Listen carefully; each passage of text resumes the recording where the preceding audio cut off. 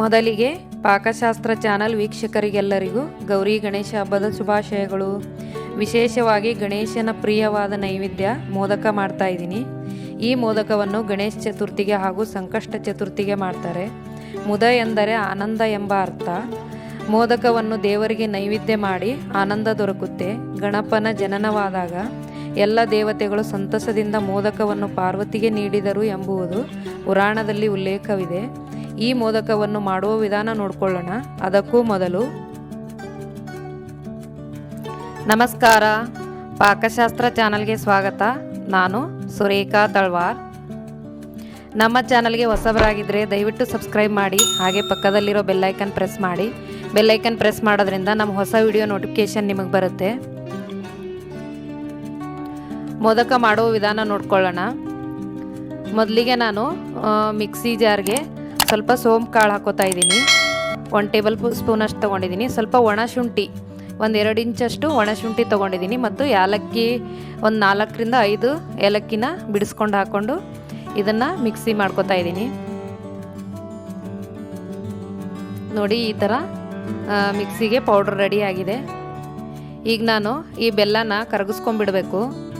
ಇದಕ್ಕೆ ನೀರು ಹಾಕ್ದಿರ, ಹಾಗೆ ನಾವು ಹಸಿ ಕೊಬ್ಬರಿ ತೊಗೊಂಡಿರೋದ್ರಿಂದ ನಾವು ನೀರು ಹಾಕ್ದಿರ ಹಾಗೇ ಇದು ಬೆಲ್ಲನ ಕರಗಿಸ್ಕೋಬೇಕು.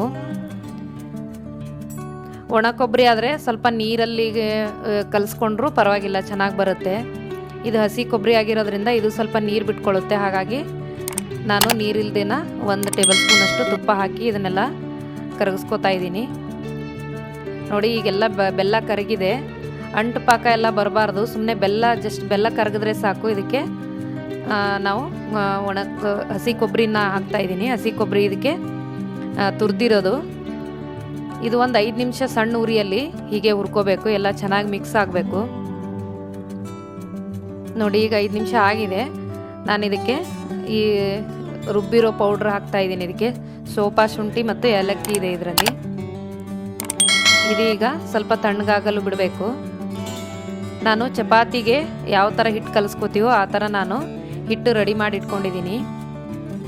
ಈ ಹಿಟ್ಟನ್ನ ಇದರಲ್ಲಿ ನಾನು 2 ಥರ ಮೋದಕ ಮಾಡೋದನ್ನು ತೋರಿಸ್ತಾ ಇದ್ದೀನಿ. ಇದಕ್ಕೆ ಸ್ವಲ್ಪ ಎಣ್ಣೆ ಅಥವಾ ತುಪ್ಪ ಯಾವುದಾದ್ರೂ ಸವರ್ಕೊಂಡು ನಾವು ಈ ಥರ ಚಿಕ್ಕದಾಗಿ ನಾವು ಚಪಾತಿ ಥರ ಲಟ್ಸ್ಕೋಬೇಕು. ಲಟ್ಸ್ಕೊಂಡು ಕೈಯಲ್ಲಿ ಈ ಥರ ನಾವು ಫೋಲ್ಡ್ ಮಾಡಿಕೊಂಡ್ರೆ ಮೋದಕ ಮಾಡ್ಕೊಳ್ಳೋಕ್ಕೆ ಈಸಿ ಆಗುತ್ತೆ. ಹಾಗಾಗಿ ಈ ಥರ ರೆಡಿ ಮಾಡಿಕೊಂಡು ಇದ್ರ ಒಳಗಡೆ ಸ್ವಲ್ಪ ಹೂರಣ ಇಟ್ಕೋಬೇಕು. ಇದನ್ನು ಸುಮ್ಮನೆ ಜಸ್ಟ್ ಈ ಥರ ಫೋಲ್ಡ್ ಮಾಡ್ಕೊಂಡು ಬಂದರೆ ಮೇಲೆ ಮೋದಕ ಸೇಪ್ಗೆ ಹಿಟ್ಟು ಬರುತ್ತೆ. ನೋಡಿ, ಈ ಥರ ಮೋದಕ ಮಾಡುತ್ತೆ. ಇದು ಕೂಡ ಈಸಿ ಇದೆ ಮೋದಕ ಮಾಡೋದು. ಇನ್ನೊಂದು, ಇದು ಮಾಡೋಕ್ಕೆ ಬರೋದಿಲ್ಲ ಅಂದರೆ ನಾನು ಅದು ಮೋದಕ ಮಾಡೋ ಸಾಚ ಬರುತ್ತೆ, ಇದರಿಂದ ಕೂಡ ಮಾಡ್ಕೋಬೋದು.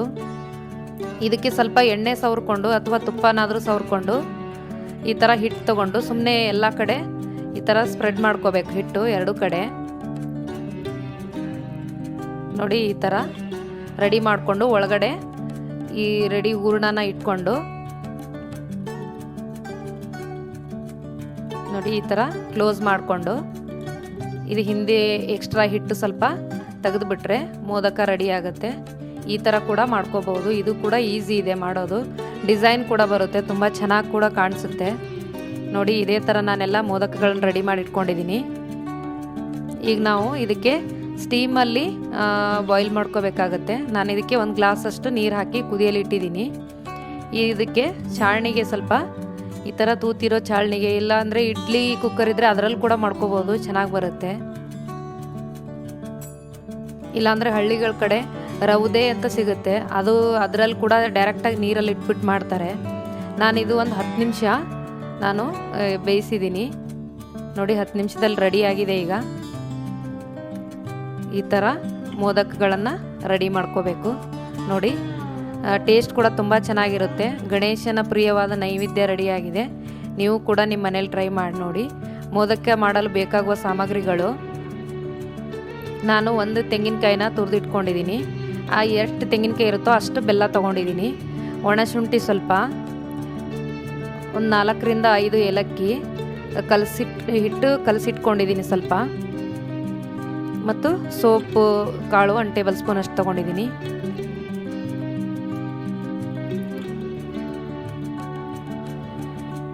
ಈ ವಿಡಿಯೋ ನಿಮಗೆ ಇಷ್ಟವಾದರೆ ಲೈಕ್ ಮಾಡಿ, ಶೇರ್ ಮಾಡಿ, ಸಬ್ಸ್ಕ್ರೈಬ್ ಮಾಡಿ ಹಾಗೂ ಪಕ್ಕದಲ್ಲಿರೋ ಬೆಲ್ ಐಕನ್ ಪ್ರೆಸ್ ಮಾಡಿ. ಧನ್ಯವಾದಗಳು.